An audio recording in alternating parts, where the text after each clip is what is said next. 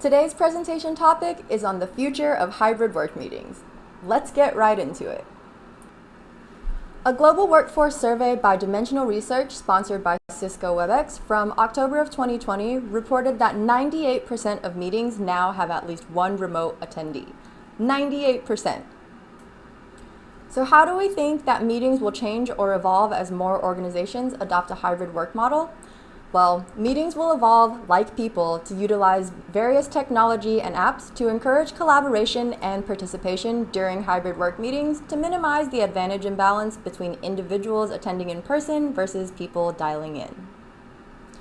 People will get better at presenting and engaging over video, and companies will adapt management training to make sure all team members feel seen and heard, whether they are in the room or remote. Another major way that the world will adapt to the hybrid work model is that video and audio technology will keep evolving for better quality. We'll talk a little bit more about this later. How have you seen attitudes towards video change over the past year? In the last year, when in-person meetings were not recommended, we saw a huge rise in people using video to connect. High-risk individuals used video to still see their grandchildren and read them bedtime stories. People held virtual happy hours. Weddings and funerals alike used video to allow friends and family to still be there for each other. Somewhere along the way, video became our normal for social interactions, both personal and professional. Many industries that didn't need to use video before had to adapt a virtual model to be able to carry on. From teachers, musicians, to sign language interpreters, to MBA reporters, and many more. A study from CB Insights published January of 2021 mentioned healthcare, finance, gaming, virtual events, and customer service as just a few major industries that have been forever changed by the rise of video and remote work. One of the coolest use cases we've seen using our app Camo, which allows people to use their iPhones as a high-quality webcam, is from John Kuby, Department of Cell Biology at SUNY Downstate Medical Center. He posted a Twitter thread describing how they adapted video into their process for teaching med school neuroanatomy labs. He emphasized the importance of high-quality video and the ability to pan and zoom in order to be able to show the fine details of the brain in different angles over a video call. Check out this screenshot of a zoomed-in dissection from one of their sessions.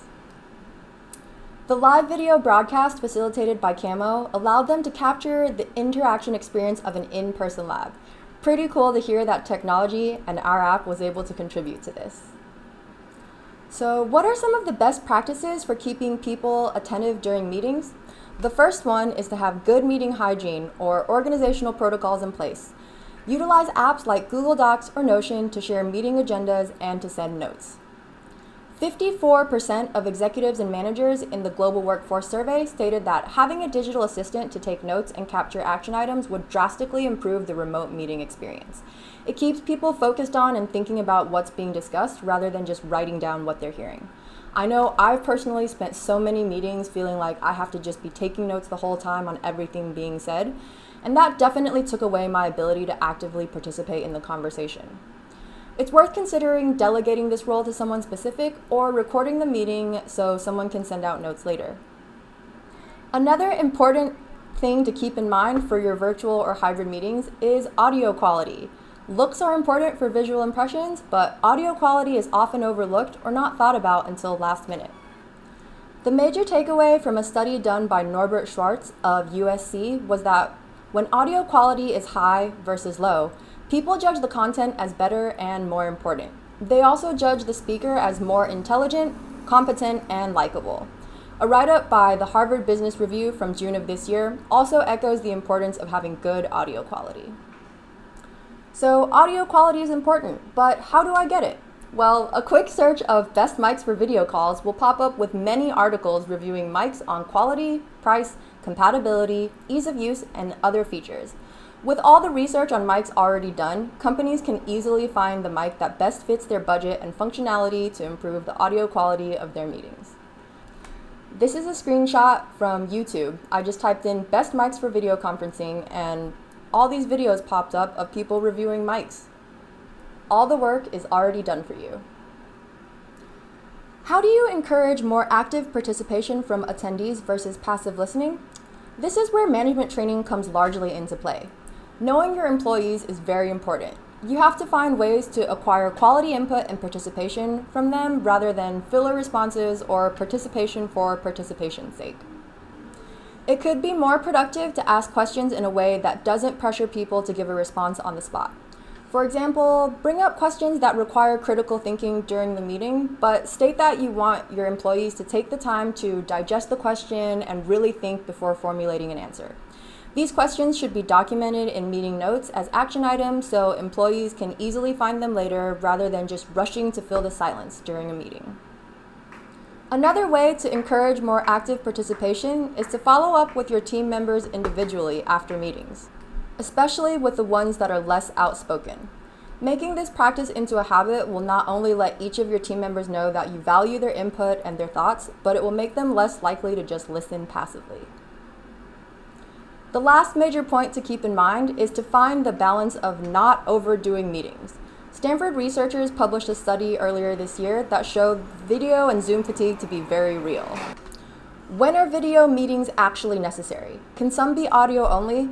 Can some be done via asynchronous collaboration? The answer is likely yes. Ask yourself these questions before calling a meeting every single time to make sure you're not overwhelming yourself and your employees with Zoom calls. Our last question for this presentation is, what hardware and/or software are you using to make most of a hybrid work environment? The first one is Camo by Reincubate. It's an app that allows users to use their mobile phones as a high-quality webcam. The app is easy to use and takes less than 5 minutes to set up. I know because I shot a how-to video for setting up Camo earlier this week. No drivers to download, no special cables, just the charging cable that you already have. We also use Prezi, which allows users to present slideshows in a very more personal way by keeping their face on the screen as they present, as opposed to traditional PowerPoints that just have slides. It creates a much more personal presentation experience for both parties. In summary, hybrid work is here to stay, and there are many tools and apps already out there to facilitate better meeting experiences.